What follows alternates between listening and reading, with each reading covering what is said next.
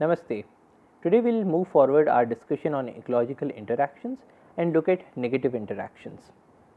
Now, before we begin, let us summarize what we had learned in the previous lecture. We had looked at 6 different kinds of ecological interactions.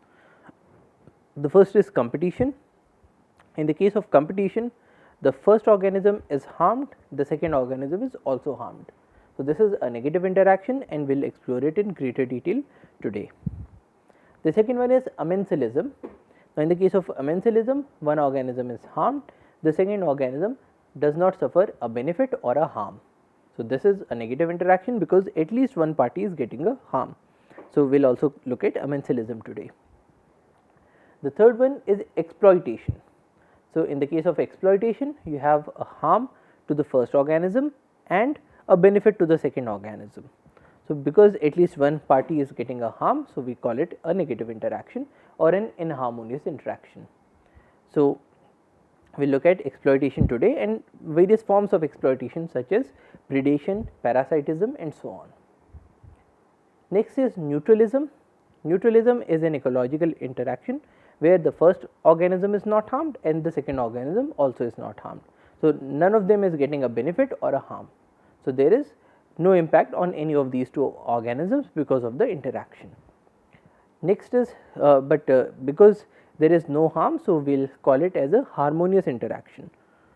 Next one is commensalism. In the case of commensalism, such as the egrets that were feeding along with the buffaloes as we saw in the previous lecture, there is one party that does not get any harm or benefit, that was the buffalo in our example, and there was one organism that was getting a benefit, that was egret in the example. So, because none of the parties is getting a harm, so we call it a harmonious interaction. And the last one is mutualism, in which there are two parties that are getting benefit, both of them are getting benefit, and then we also saw it looked at a variant of mutualism, that is known as proto-cooperation.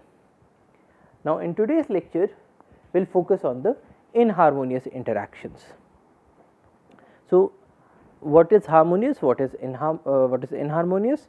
Harmonious interactions are positive ecological interactions where none of the participating organisms is harmed, as we saw in the previous class, and in the case of inharmonious interactions, these are negative ecological interactions where at least one of the participating organisms is harmed, which we will consider in today's lecture. So, what are the main kinds of non-harmonious or inharmonious ecological interactions that we see in nature? So, here again we can divide them into intraspecific interactions and interspecific interactions. Now, in the case of intraspecific interactions, we have interactions between individuals of the same species. Intra is within, specific is within the same species. And here we have the examples of intraspecific competition and cannibalism. Now, intraspecific competition is where members of the same species are competing against each other. Intra is same, specific is a species, same species competition. So, for example, one human being competing against another human being, one cheetal competing against another cheetal, one tiger competing against another tiger. So, these are intraspecific competitions. The second one is cannibalism. Now, cannibalism is a situation in which one organism eats up another individual of the same species.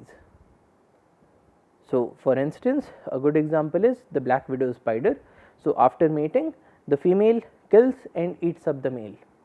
So, that is an example of cannibalism. Here also one organism is getting harmed, it is getting killed and eaten. So, it is an inharmonious interaction and it is intraspecific because the male and the female black widow belong to the same species. Next is interspecific interactions, so which is between two species. One is interspecific competition, where one animal or one organism is competing against another organism of a different species. So, examples are things like cheetal competing with sambar or cheetal competing with say hares that are found in the nature. So, these will be the examples of interspecific competition, or say a tiger that is competing with a leopard. So, this is interspecific competition. Another example is parasitism. So, parasitism is where one organism acts as a parasite on the body of another organism. Third one is predatism or predation, in which one organism eats the member of another species. So, it eats up another organism which belongs to a different species. So, that is an interspecific inharmonious interaction. And the fourth one is amensalism. So, amensalism is a process in which one organism is harmed and the second one does not suffer any benefit or any harm. So, these are all the inharmonious interactions that we will look in greater detail in today's lecture. So, we begin with competition. Now, competition is defined as the ecological interaction in which individuals explore the same ecological niche. So, when we say explore the same ecological niche, niche is the position or the role of an organism. So, for instance, if you have two insectivorous birds, so there are two birds that are feeding on insects. So, their niche is the same. You can have an even more precisely defined niche. So, there are two birds that are eating ground dwelling insects. So, these are exploring the same niche, or their ecological niches partially coincide. So, when we say partially coincide, we mean that there is one bird that is eating insects that are found in trees and also on the ground, and there is another bird that is eating the insects that are found on the ground. So, in this case both the niches are partially coinciding because both the birds are exploring the same niche, that is that of the ground, even though their niches are not completely overlapping with each other. So, competition is the ecological interaction in which individuals explore the same ecological niche or their ecological niches partially coincide, and therefore, competition for the same environmental resources takes place. So, there is competition for the same environmental resources, and these resources could be anything such as food, they could be shelter, they could be physical space, they could be mates, they could be access to water, they could be access to sunlight, so on. So, there is competition for the same environmental resources. Now, we typify competition as intraspecific versus interspecific. So, intraspecific competition is competition between members of the same species, interspecific competition is competition between members of different species. So, we looked at their examples before. The second is exploitative versus interference competition. So, exploitative competition is where organisms are exploiting the same resource, and interference competition is competition where organisms are not permitting another organism to use the same resource even when they are not exploiting the same resource. So, a good example of exploitative competition is the situation where there are a number of animals that are grazing together on the same grassland. So, in this case there is a piece of grassland and you have a number of organisms that are feeding on this. So, there is one animal, there is another animal, and then there is the third animal. Now, if this animal eats up the grass, if it eats up a majority of the grass, so the grass that is available to these two animals will be less. So, essentially in the case of exploitative competition, you are exploiting the resources in such a way that you are overshooting your own share, so that the share of others reduces. So, this is exploitative competition. Now, in the case of interference competition, you can have a situation in which you have the same grassland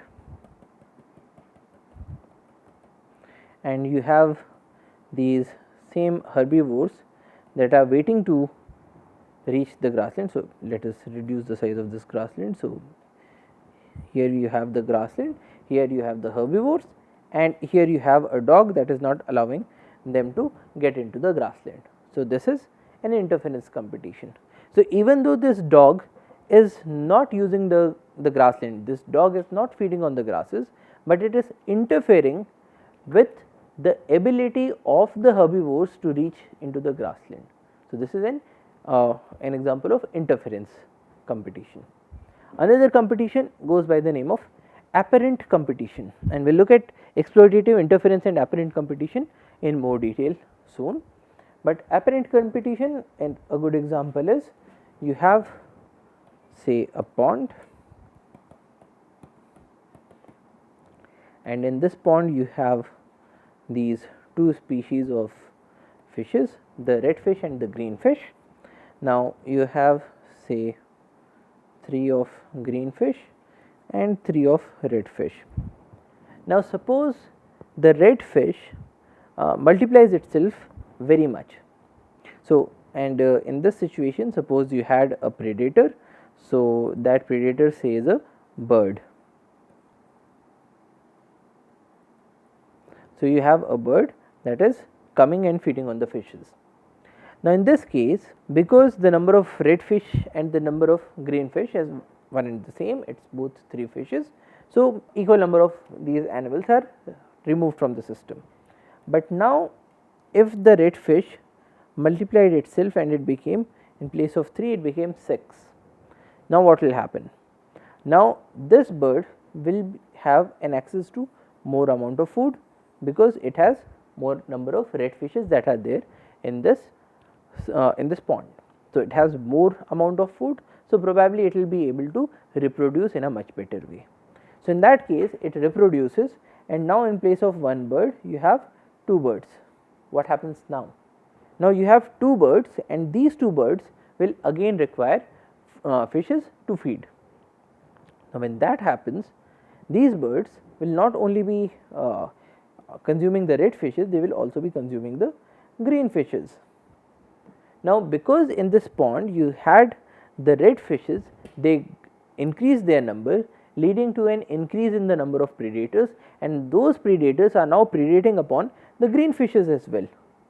So essentially what these red fishes have done is that they have created a situation in which the green fishes are getting harmed, even though that was not their intention, even though they did not want to do that.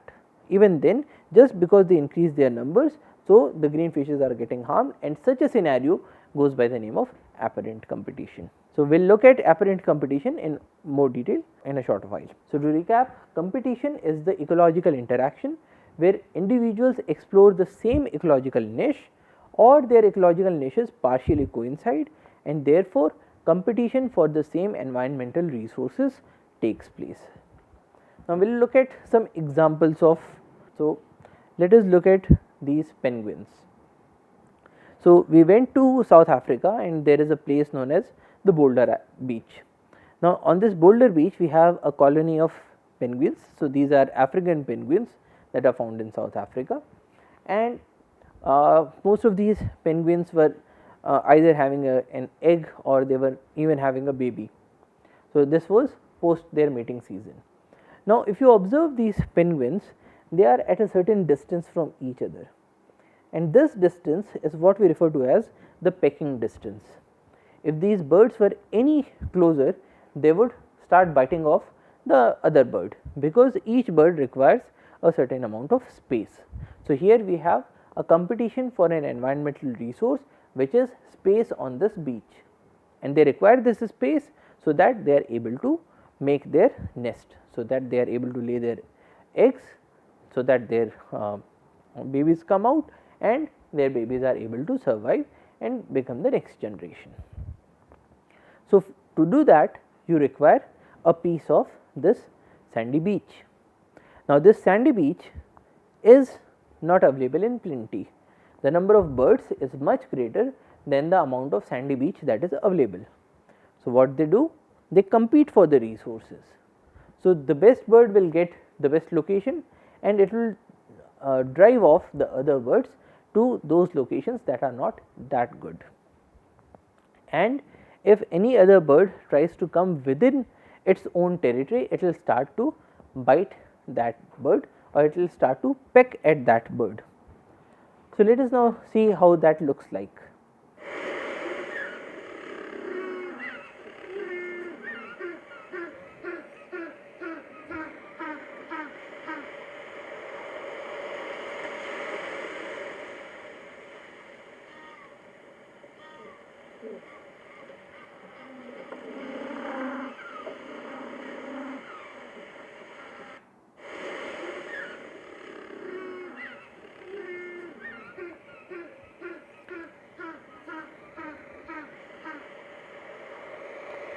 So, what these birds are doing here is that when they come close together, they peck at each other, they show a behavior that is a behavior of competition.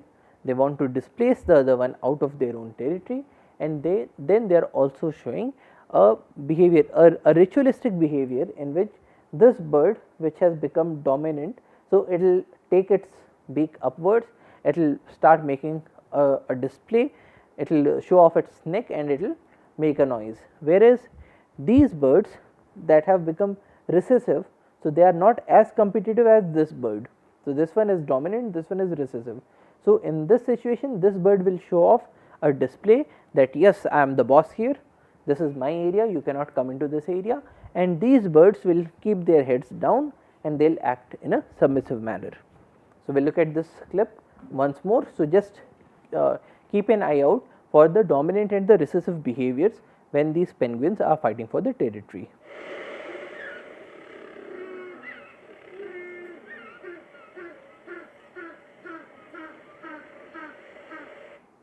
So, the left bird, it took its beak above and this one kept it down. Another example is the example of these black bucks that are fighting for the mate. So, here we have two male black bucks, here we have a female black buck, and these two black bucks are fighting to have access to the mate. So, in this case the resource that they are fighting for is not space, you have ample space here, it is not grasses, you have ample amount of grasses here, but they are fighting for this resource which is the mate. So, how do these animals fight? So, this is how they will fight. So, they will use their horn. So, they have these long antlers and they will use these antlers to fight against each other.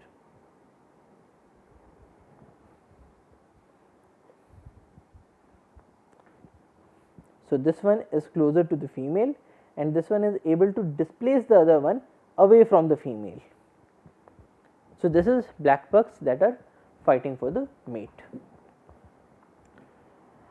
Now, when such a situation happens, when there are organisms that are fighting for a resource, in the case of conservation this can have very significant consequences, and one example of that consequence is the phenomenon of habitat displacement.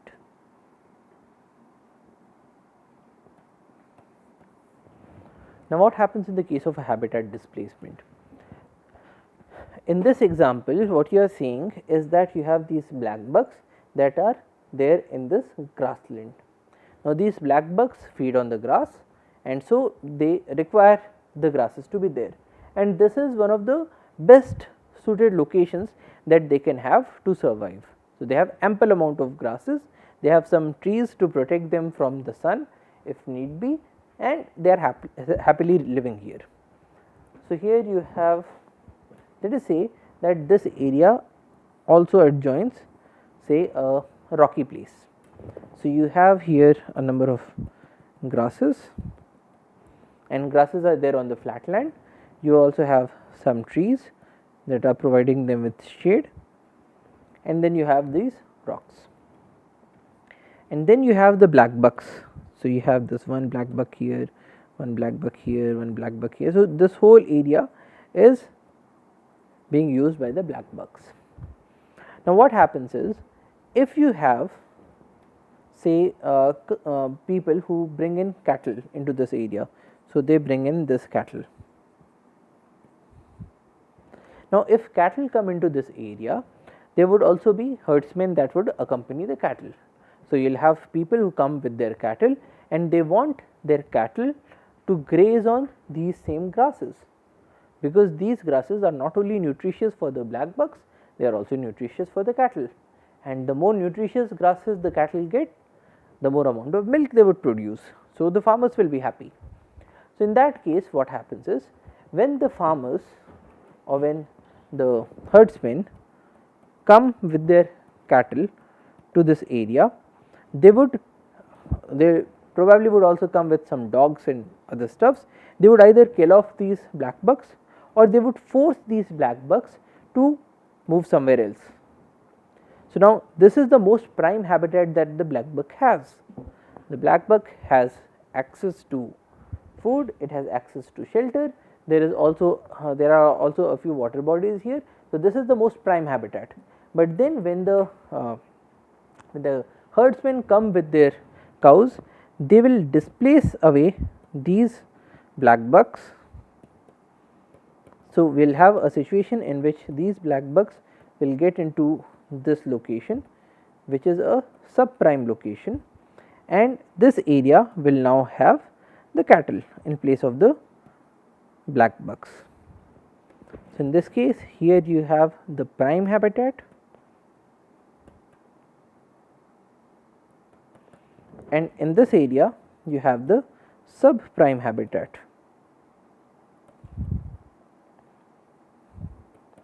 Now, why is that so? Because this area is the prime habitat, because it has flat terrain, it has ample amount of grasses,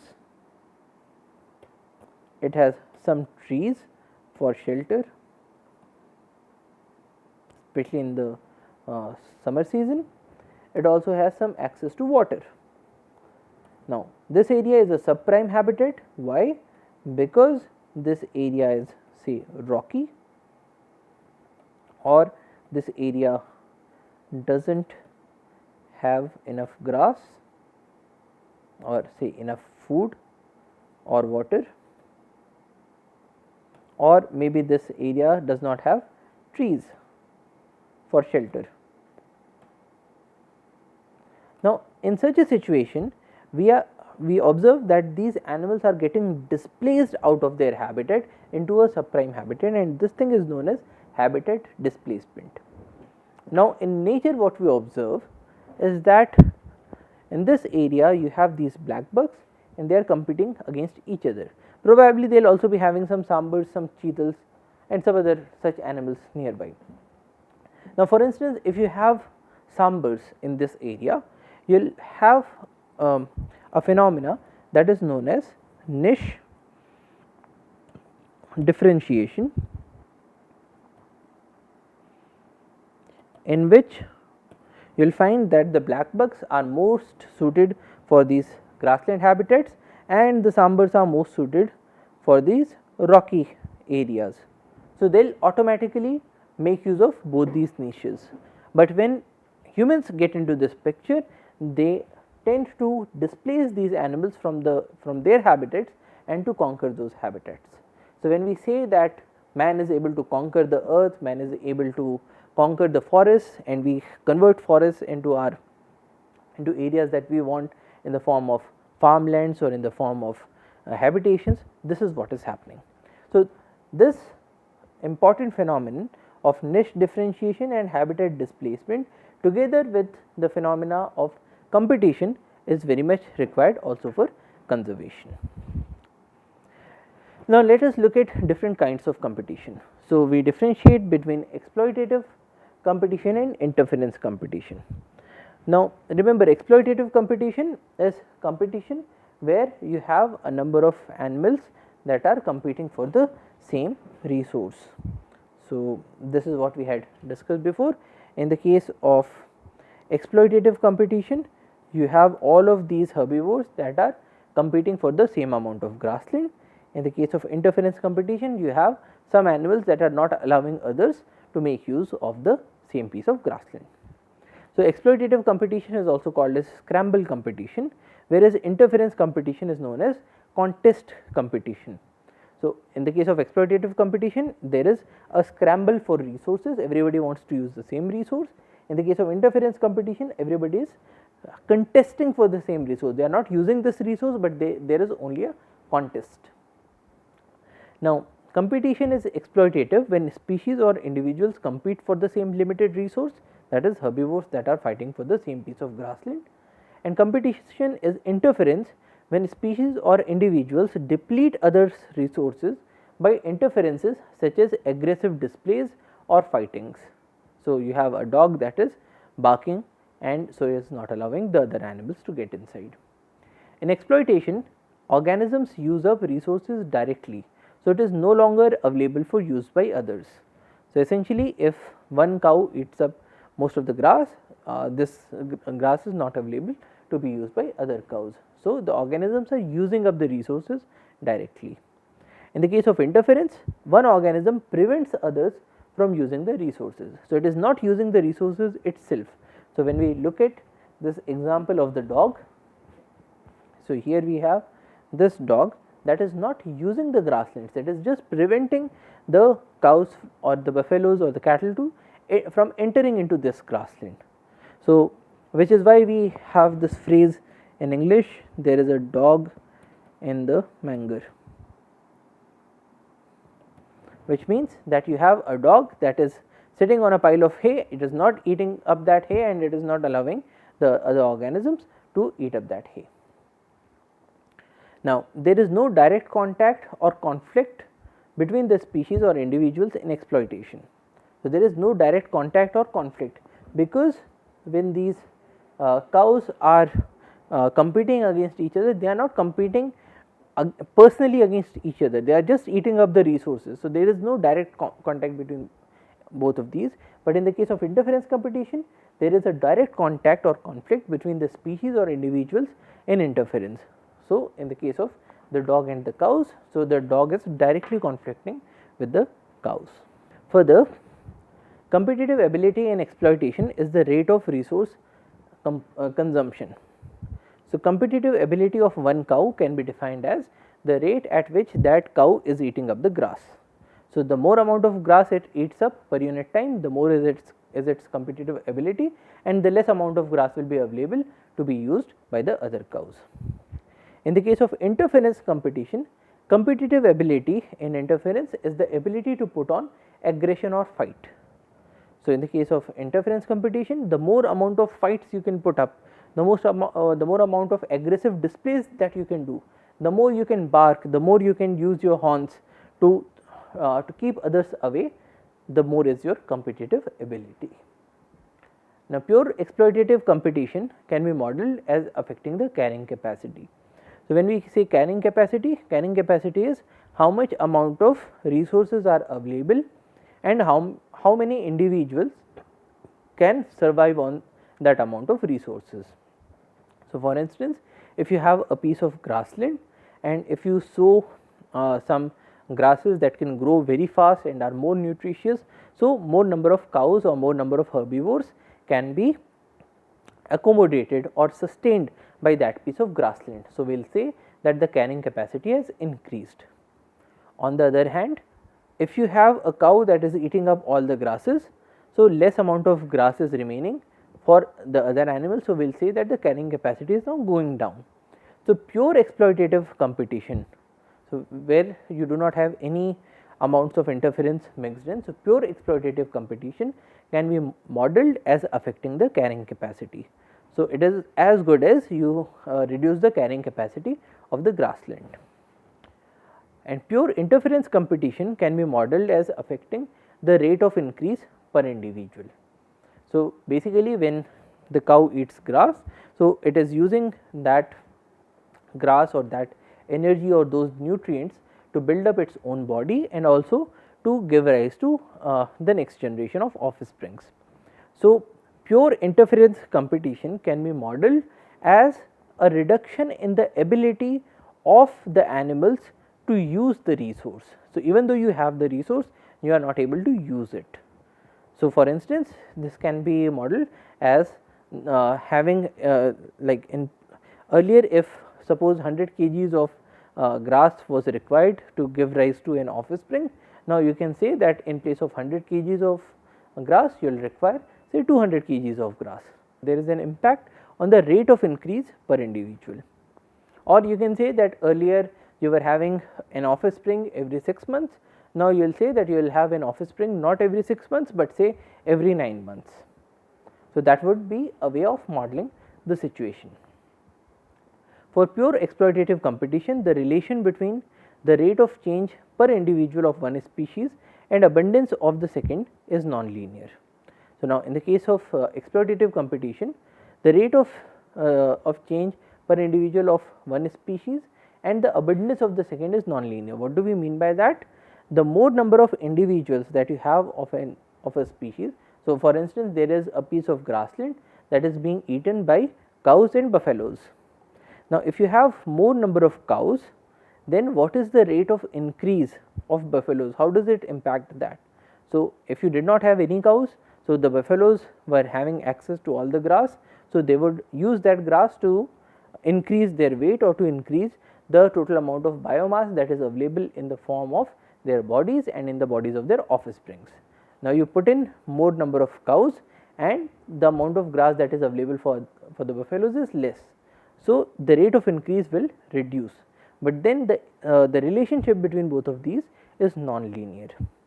But in the case of interference competition, the relation between the rate of change per individual of one species and the abundance of others is linear. So, the more number of say dogs you have in your grassland, the lesser would be the rate of increase in the cows or the cattle, and this relationship will be a linear relationship. Now, let us look at some examples of exploitative and interference competition. Now, an intra-specific exploitative competition is an organism overgrazing on a land shared by several individuals of the same species. So, for instance, you have a grassland that is being grazed by a number of cows. So, in this case, every cow is doing an exploitative competition against every other cow that is present on the same piece of grassland. So, this is an intra-specific competition, it is between animals of the same species. Now, interspecific competition, so in this case you have the same piece of grassland that is being grazed by cows as well as buffaloes. So, the interaction between the cow and the buffalo, one cow and one buffalo, will be an interaction of exploitative competition, which is interspecific in this case, because you have cows that are competing with buffaloes, members of another species. Or another example is canopy trees of several species competing for the available sunlight. So, what do we mean by this? In a forest or in any piece of land, the amount of sunlight that is available is limited. So, if you have a tree, so this tree is now casting a shadow. So, this is the shadow region, and if you have saplings here of different species, so all of these species are now not able to get access to the sunlight because of the presence of the first tree. So, because you have this tree of species 1, these saplings of species 2, 3 and 4 are also not able to get access to the sunlight. So, this is an example of interspecific, because this concerns two different species. So, this is interspecific competition, because they are competing for the same resource, and this is an exploitative competition.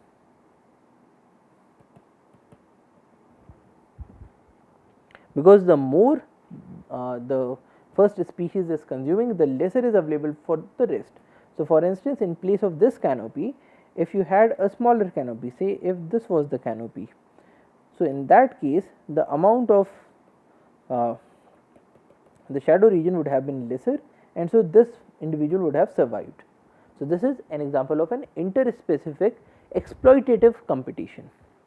Now, if you look at interference competition, the example in the case of intraspecific competition is an animal that is showing territorial behavior to its conspecifics. What does that mean? When we looked at the penguins, and there was a penguin that was not allowing the other penguin to use that resource. Now, it is also possible that in place of using, so suppose there is a penguin that requires this much space, but it is also possible that it shows an aggressive behavior for this much of a space.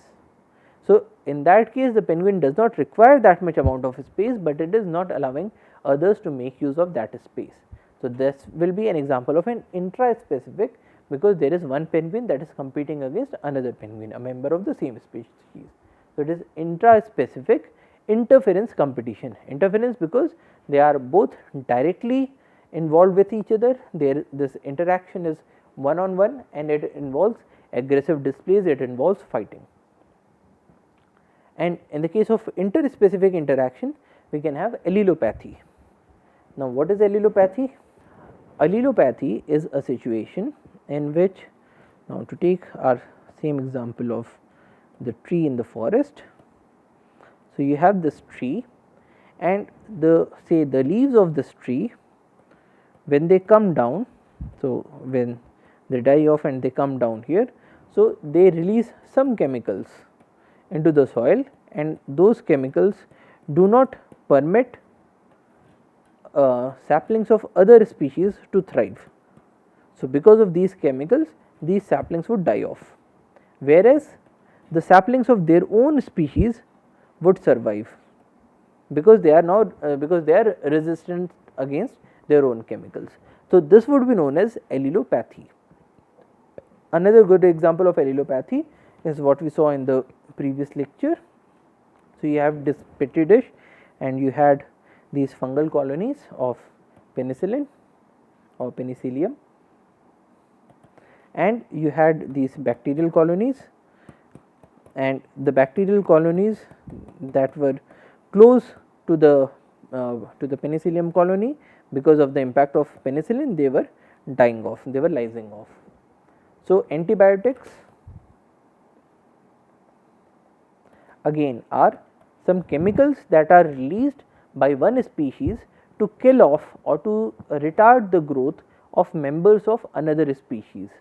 So, this is also an example of an interspecific, it is two different species, fungus and bacteria. Interference competition. Why it is interference competition?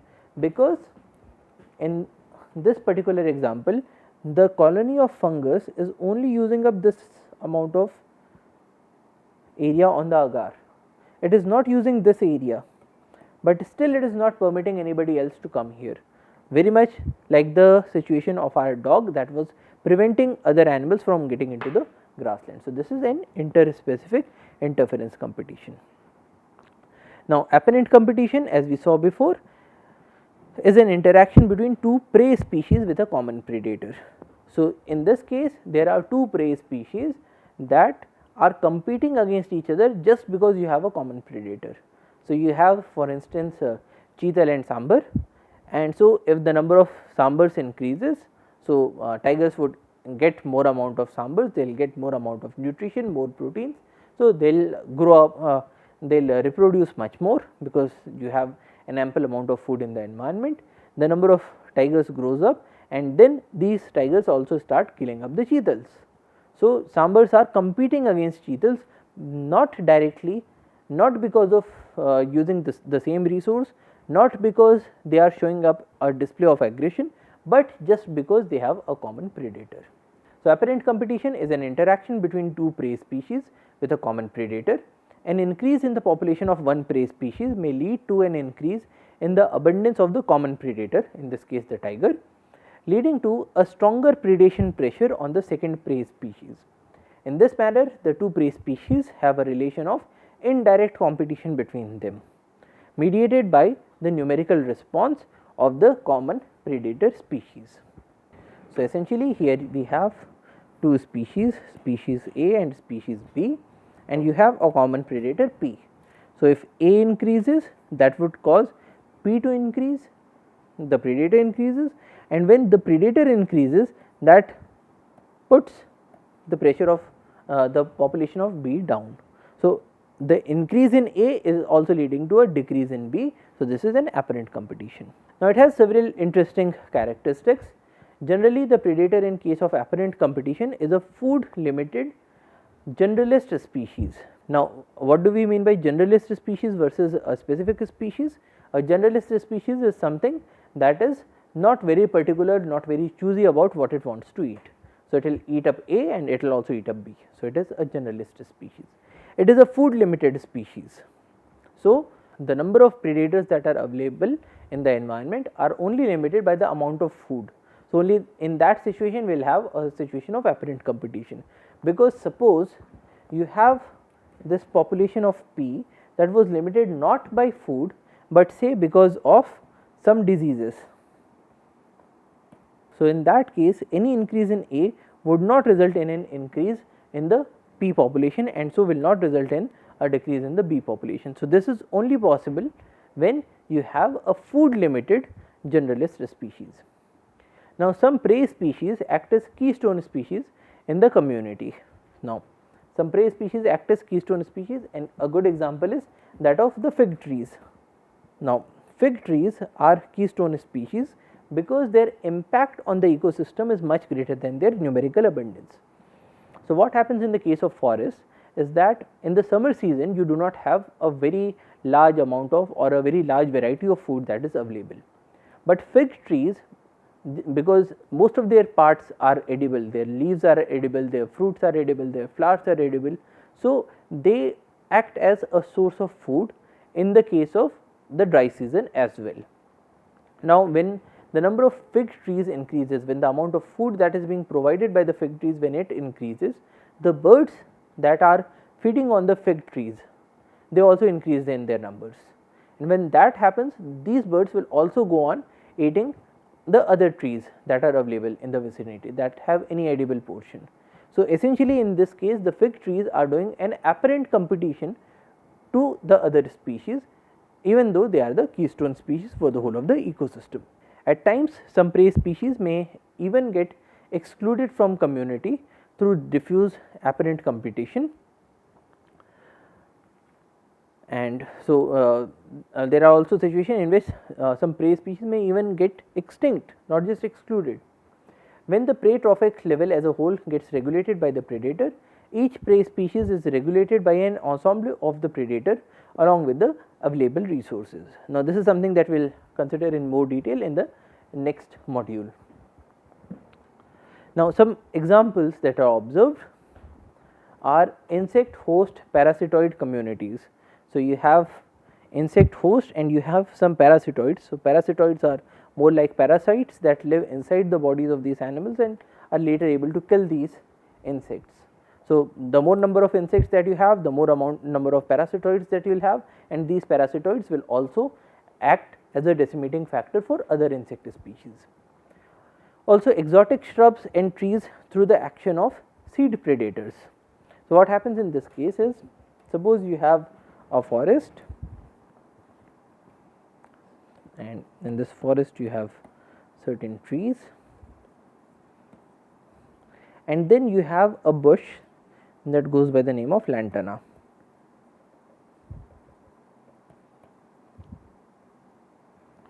Now, lantana is an exotic shrub. It is not native to India, it comes from Africa, and this lantana has flowers and fruits, and it gives off flowers and fruits in a very large number.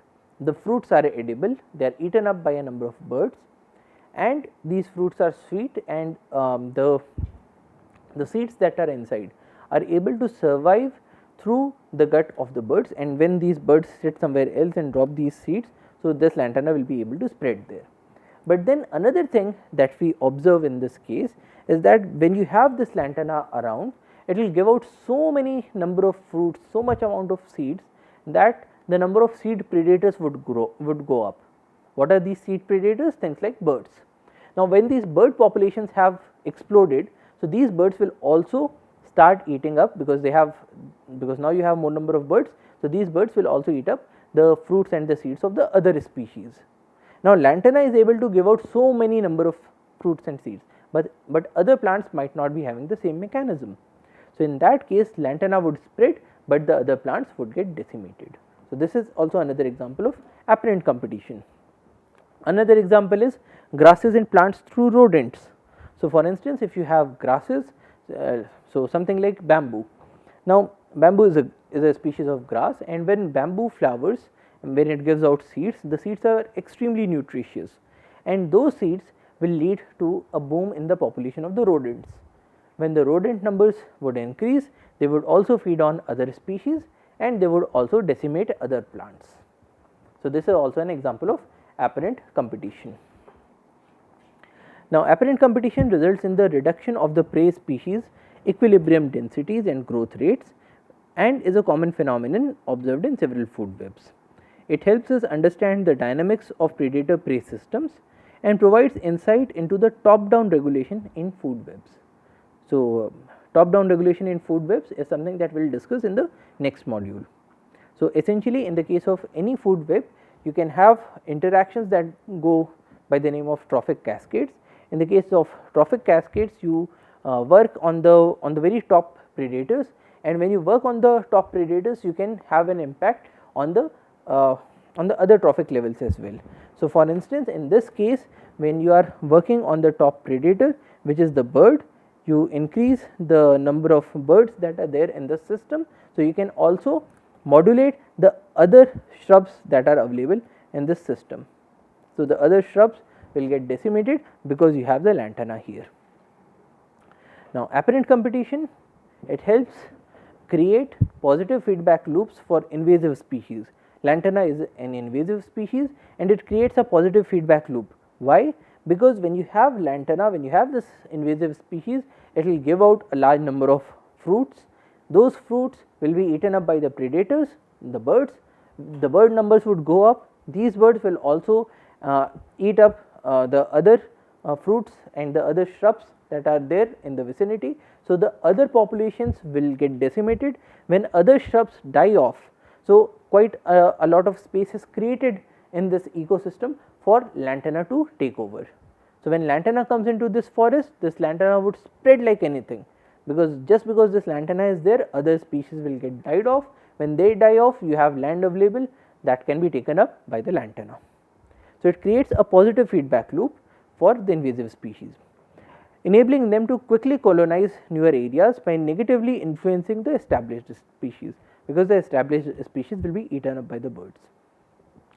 Thus, an understanding of the phenomenon is critical for the proper management, conservation and health of the ecosystems. Next, we look at cannibalism. Cannibalism is the act of one individual of a species consuming all or part of another individual of the same species as food, and this is something that we know very well.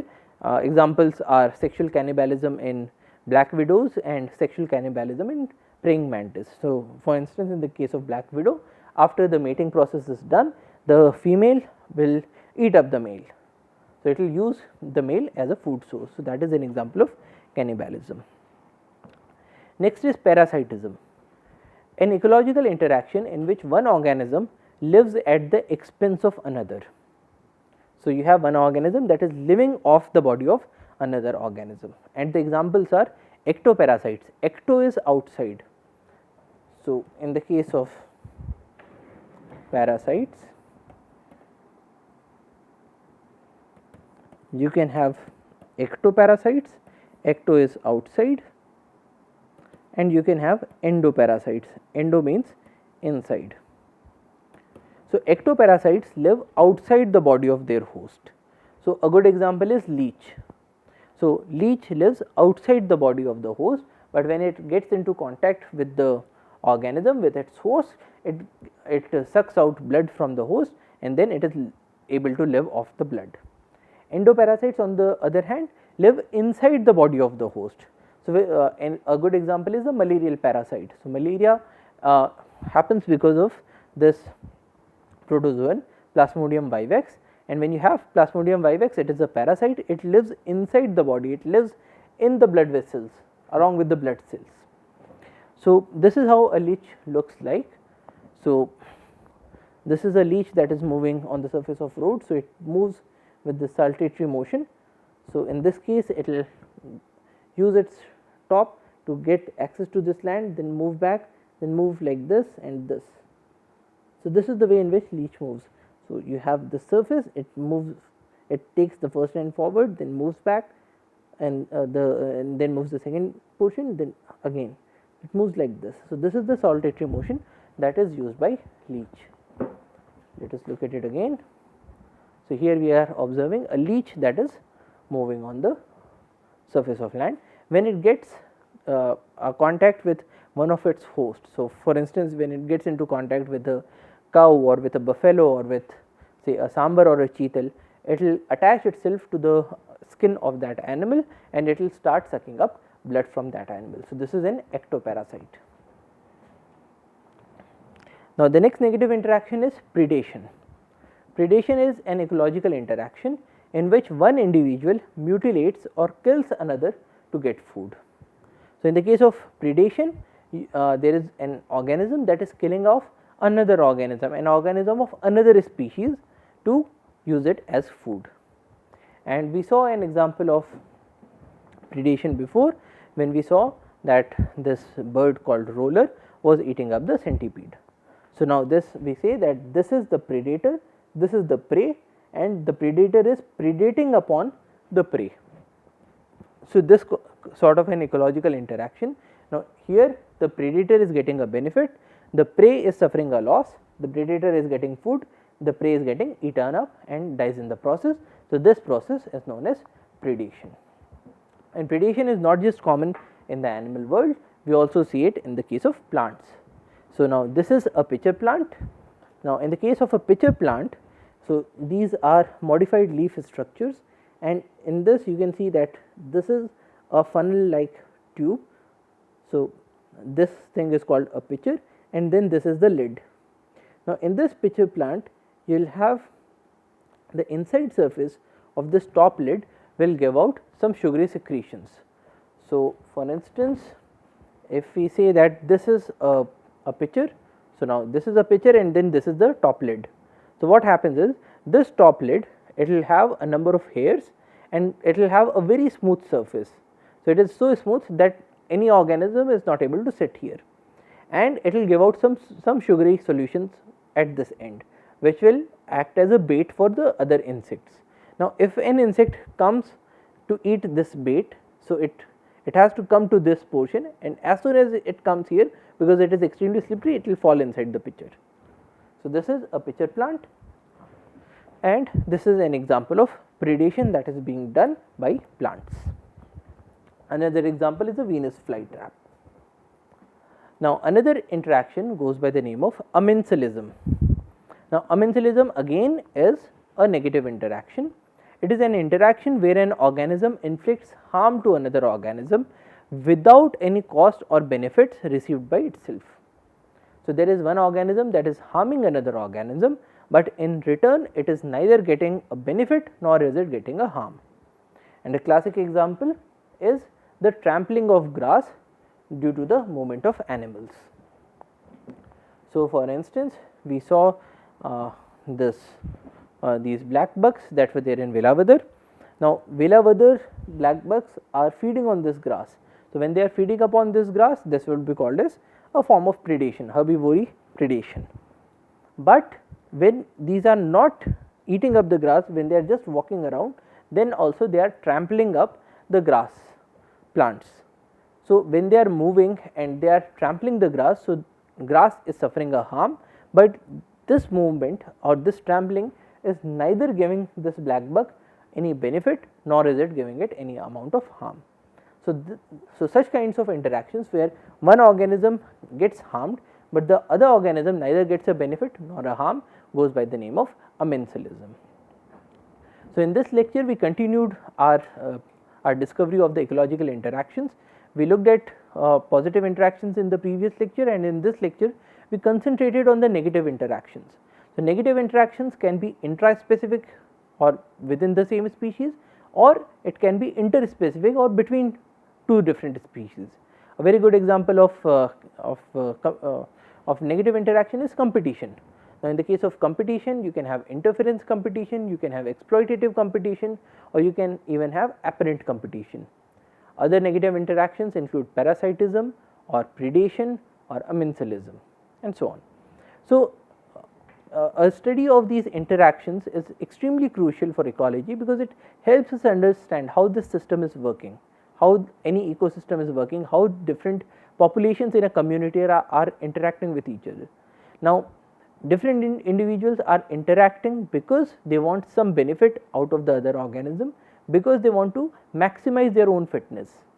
So, every organism wants to have the maximum share of resources, it wants to have the maximum amount of nutrition, so that it can give off a large number of offsprings, and most of those offsprings should be able to survive to the later generations.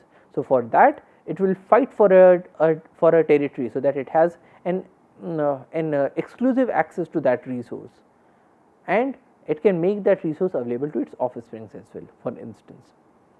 So, that is all for today. Thank you for your attention. Jai Hind.